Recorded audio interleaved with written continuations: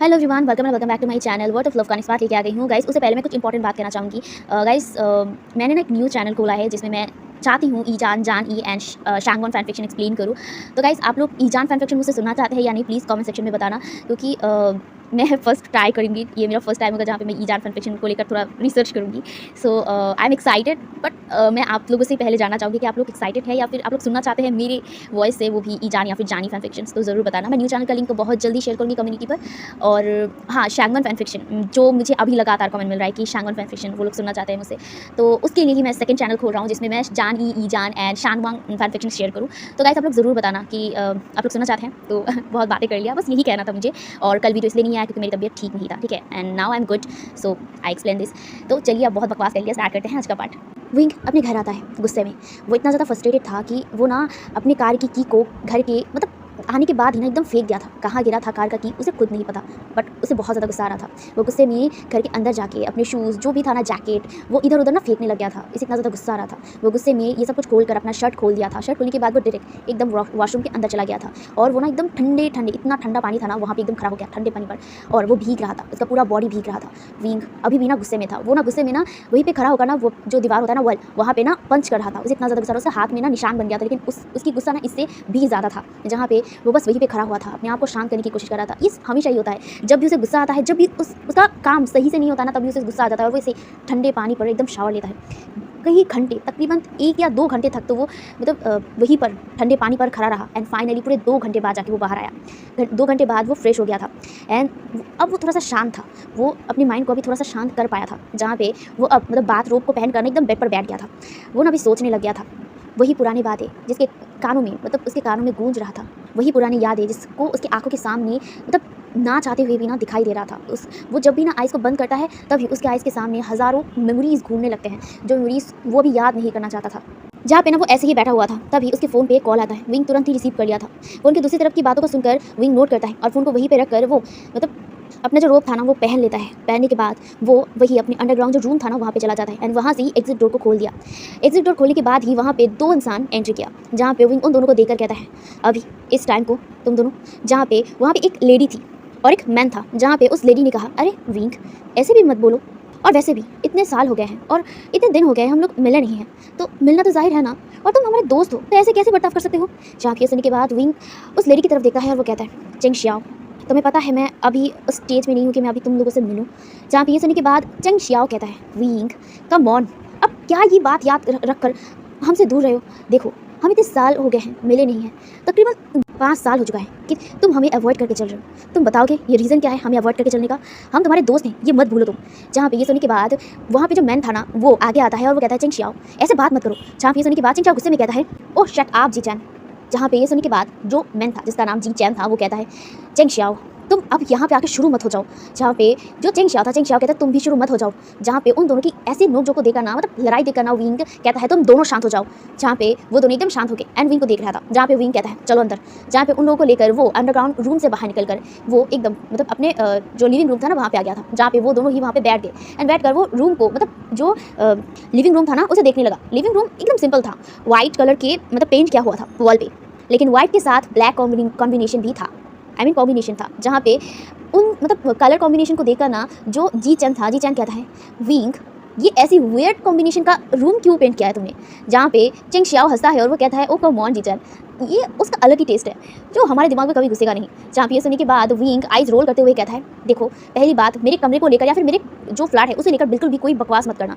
अब यहाँ पे आए हो तो बताओ क्या खाओगी। जहाँ पे ये सुनने के बाद जो चेंग शियाओ था, चेंग शियाओ उठती है, उठ कर ना एकदम विंग के पास आती है। विंग के पास आते हुए उसकी मतलब एक उंगली को विंग के चेहरे पर सहलाते हुए कहता है, ओ विंग हम गेस्ट नहीं हैं जो तुम ऐसे हमें गेस्ट जैसा ट्रीट कर रहे हो, हम तुम्हारे दोस्त हैं तो भूल मत जाओ। तो यहाँ पे ये फॉर्मेलिटीज़ ना छोड़ो। जहाँ पे ये सुनने के बाद विंग आइज रोल करता है और कहता है, फाइन जो मन आए वो करो। जहाँ पे ये कहना वो वहीं पे सोफा पे बैठ गया। जहाँ पे विंग को चेंग शियाओ और जी चैंग देख रहे थे। जहाँ पे उन दोनों को वो देख रहा था और वो कहता है, क्या हुआ है तुम दोनों मुझे ऐसे घूर क्यों रहे हो। जहाँ पे वो दोनों ही ना एक ही साथ कहते हैं, क्या हुआ है। जहाँ पे विंग उन दोनों की तरफ देखता है और वो कहता है, क्या हुआ है मतलब। जहाँ पे जी चैन कहता है, कम ऑन तुम्हारा मूड ऐसे बिगड़ा हुआ है, इसका मतलब तुमने कोई ना कोई कांड किया है या फिर कोई चीज़ है जो तुम्हारा नहीं हुआ है जिस वजह से तुम इतना ज़्यादा सफोकेटेड, फ्रस्ट्रेटेड एंड गुस्से हो। जहाँ पे ये सुनने की बात चेंग शियाओ कहता है, या एब्सोल्युटली राइट, अब बताओ क्या हुआ है। जहाँ पे विंग उन दोनों की तरफ देखता है और वो कहता है, प्लीज़ गाइस ये टॉपिक को छोड़ सकते हो तुम लोग। जहाँ पे ये सुनने के बाद जी चैंग और चेंग शियाओ एक ही साथ कहते हैं बिल्कुल नहीं। जहाँ पे विंग उन दोनों को देख रहा था, विंग एकदम शांत था, वो कुछ नहीं कह रहा था। दूसरी तरफ जी चैंग और जो चेंग शियाओ था वो दोनों ही बस विंग को ऐसे देख रहे थे और उसके आंसर का वेट कर रहे थे, लेकिन विंग ने कुछ नहीं कहा। जहाँ पे विंग को ऐसे साइलेंट देखकर ना चेंग शियाओ को आ गया गुस्सा। चेंग शियाओ जो एकदम खड़ा हो गया था और वो विंग को घूर के देख रहा था। जहाँ पे विंग उसकी तरफ देख रहा था लेकिन एकदम नॉर्मल था। जहाँ पे जो चेंग शियाओ था, चेंग शियाओ उठती है, उठने के बाद वो अपने पॉकेट से एक चीज़ निकालती है और उसके मतलब उसे लेकर एकदम विंग के पास जाता है और उसके सिर पर रख देता है। जहाँ पे विंग बस चेंग शियाओ कैसे देख रहा था। जहाँ पे चेंग शियाओ उस चीज़ को प्रेस करते हुए कहता है अगर नहीं बताओगे ना तो अभी कभी मैं तुम्हें मार डालूंगा। जहाँ पे ये देखने के बाद विंग चेंग शियाओ की तरफ देखता है और वो फाइनली कहता है ठीक है। जहाँ पे चेंग शियाओ अपना गन हटा लेती है और वो बैठ जाती है। यहाँ पे विंग कहता है मैं अभी फिलहाल के लिए होंगफेई को ढूंढ रहा हूँ। जहाँ पे ये सुनने के बाद जो चेंग शियाओ था, चेंग शियाओ कहता है होंगफेई, ये वही होंगफेई है ना जो स्मगलिंग करता है। जहाँ पे विंग नोट करता है। जहाँ पे जी चैंग कहता है तुम उसे ढूंढना चाहते हो किस लिए। जहाँ पे विंग कहता है उसे ही ढूंढने के लिए जिसके बारे में मैं इतने सालों से ढूंढ रहा हूँ। जहाँ पे ये सुनने के बाद जी चैंग सोचता है और फिर वो कहता है वो अगर तुम्हारे हाथ में आ गया तो तुम उस इंसान को ढूंढ पाओगे। जहाँ पे ये सुनने के बाद विंग नोट करता है। जहाँ पे विंग की बातों को सुनकर जो चेंग शियाओ था, चेंग शियाओ कहता है ओह तो तुम नाकामयाब हो गए है ना। जहाँ पे विंग नोट करता है। जहाँ पे जी चैंग कहता है कोई नहीं, हम दोबारा ट्राई करेंगे और इस बार हम लोग होंगफेई को पकड़ के रहेंगे। जहाँ पे विंग कहता है तुम दोनों। जहाँ पे जी चैंग और चेंग शियाओ एक ही साथ कहते हैं हाँ हम दोनों, और इस बार हम तुम्हें मदद करेंगे। जहाँ पे विंग उन दोनों की तरफ देखा, उसके बाद वो नोट करता है। यहाँ पे अब हम लोग जी चैंग और चेंग शियाओ के बारे में जान लेते हैं। जी चैंग और चेंग शियाओ बचपन से लेके विंग के दोस्त थे। विंग अनाथ था, उसके पेरेंट्स उसके जन्म के बाद ही मर गए थे एंड उसके बाद उसे अनाथालय रहना पड़ा, यानी कि ऑर्फनीज पर ही उसके साथ दोस्ती हुआ चेंग शियाओ और जी चैंग के साथ। जी चैंग और चेंग शियाओ भी अनाथ थे, वो दोनों भी विंग के दोस्त बन गए। कह सकते हो कि वो तीनों ही बचपन के दोस्त थे, लेकिन कुछ चीज़ें बचपन की रह जाती है और कुछ चीज़ें यादें बन के रह जाती हैं। विंग के दिल में ठीक वैसा ही बन गया था। खैर अब हम लोग यहाँ से सीन कट करके पूरे 2 महीना बीत चुका था। हाँ 2 महीना। इन 2 महीने में ना बहुत कुछ हो गया था चाइना में। जहाँ पे चाइना के हर एक बिजनेस जो कंपनीज थे जो इतना ज़्यादा डाउन चल रहे थे ना, वो अब धीरे धीरे रिकवर होने लग गया था। यहाँ पे जो सारे कंपनीज ओनर थे ना, थोड़ा अब जाके थोड़ा सुकून फील कर रहे थे, क्योंकि इतने दिनों तक उनके कंपनीज का तो बैंड बजा हुआ था एंड अब जाके वो अपने कंपनी को स्टेबल कर रहे थे, वो ऊपर उठा रहे थे। एंड ये ना अब चाइना के हर एक न्यूज़पेपर और हर एक न्यूज़ टीवी का हॉट टॉपिक बन गया था, सारे न्यूज़पेपर की। एंड अब चाइना में यही चर्चा चल रहा था कि ये अचानक हो क्या रहा है चाइना के बिजनेस को, कि अचानक चाइना के बिजनेस डाउन होना और अचानक ऊपर उठ जाना, ये मतलब सबके लिए थोड़ा शॉकिंग था। एंड सब लोग शॉक भी थे एंड कहीं ना कहीं रिलीव भी थे, क्योंकि चाइना के बिजनेस अगर नीचे गिर जाता तो चाइना कंट्री का हालत भी पूरा खराब ही हो जाता, जहाँ पे उनकी अर्निंग भी चाइना में बहुत कम हो जाता। अब यहाँ पे सब कुछ धीरे धीरे जब स्टेबल हो रहा था, सब लोग अब खुश हो रहे थे, सारे कंपनीज ओनर खुश हो रहे थे कि फाइनली वो अपने कंपनीज को खड़ा कर रहे थे।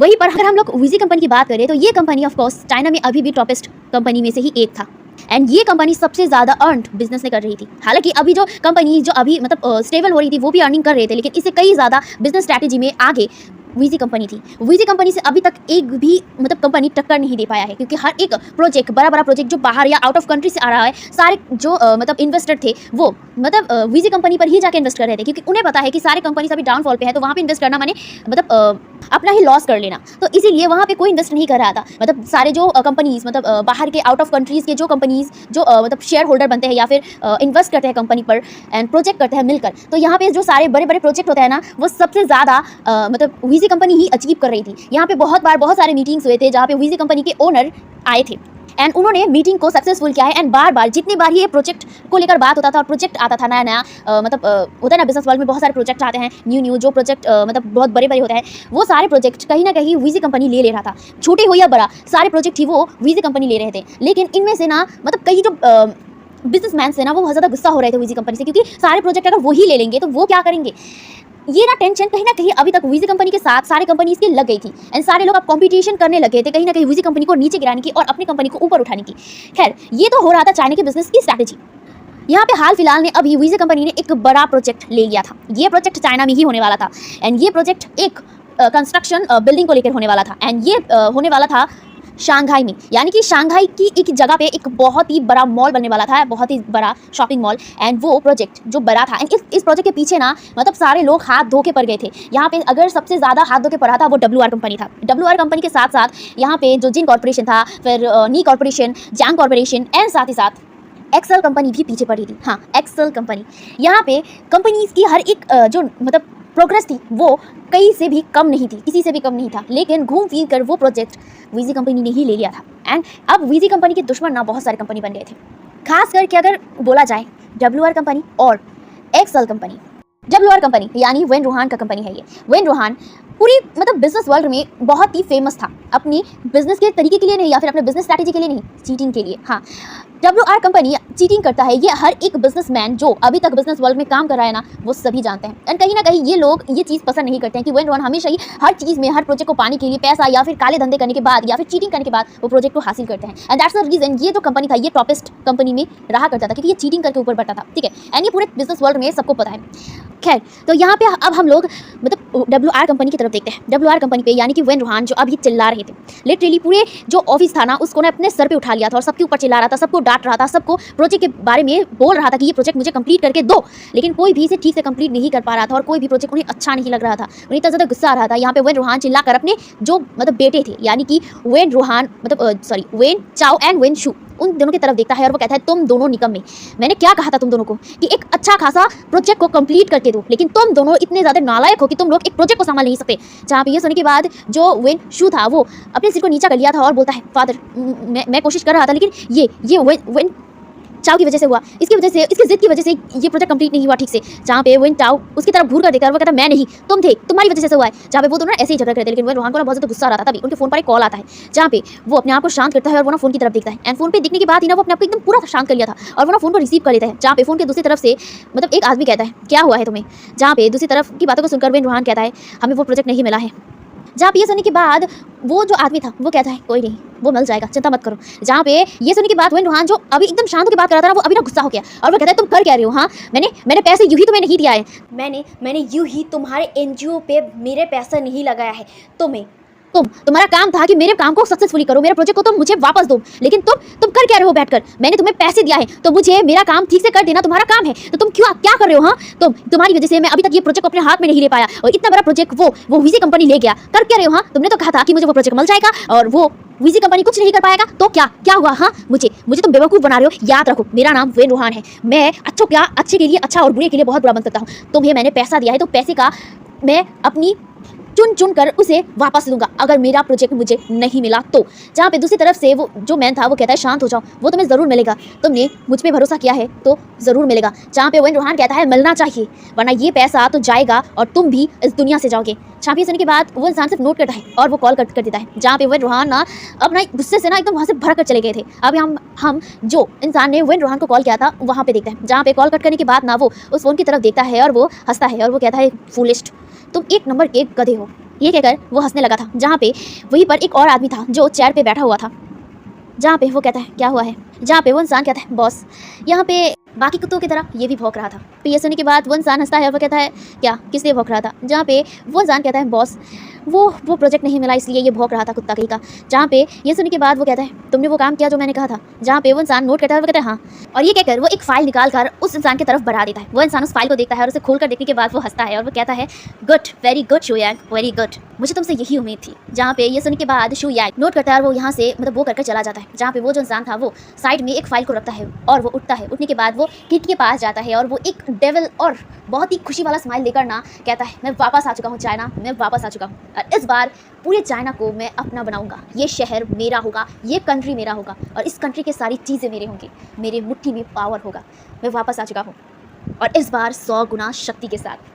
और इस बार कोई नहीं रहेगा मुझे रोकने के लिए। जो भी मेरे रोकने का या फिर रास्ते का कांटा बनेगा ना, उसे मैं दुनिया से उठा दूंगा, ठीक वैसे ही जैसे मैंने पहले किया था। ये कहकर वो हंसने लगता है। अब यहाँ से हमें सीन कट करके विंग का दिखाया जाता है। विंग इन 2 महीने में पूरे होंगफई को ढूंढ कर पागल हो रहा था। होंगफई जैसे एकदम गायब हो गया था, या आसमान में निकल गया था या फिर ज़मीन में निकल गया था, उसे तो ऐसा लग रहा था। होंगफई तो उसे नहीं मिला, लेकिन उसे बहुत सारे इन्फॉर्मेशन मिल गए थे एंड वो उसी इन्फॉर्मेशन को जोड़ने की कोशिश कर रहा था। जहाँ पे विंग अब अपने अड्डे पर था, जहाँ पे वो हमेशा अपने सारे प्रॉब्लम को लेकर बैठ जाता था। जहाँ पे उसके साथ चेंग शियाओ, जी चैंग, वेनिंग, वेंचिंग वो सारे लोग थे। जहाँ पे वो सब चीज़ों को ना देख रहा था और वो ना अपने बालों को खींच रहा था। लिटरली वो अपने बालों को खींच कर कहता है मैं क्यों ये सब कुछ मिला नहीं पा रहा हूँ, आखिर ये कंफ्यूजिंग बनता क्यों जा रहा है। एक सिंपल सा चीज़, एक तो ये होंगफई का बच्चा जिसे मैं ढूंढ नहीं पा रहा हूँ, ऊपर से ये कंपनी का ये झोल मुझे समझ नहीं आ रहा।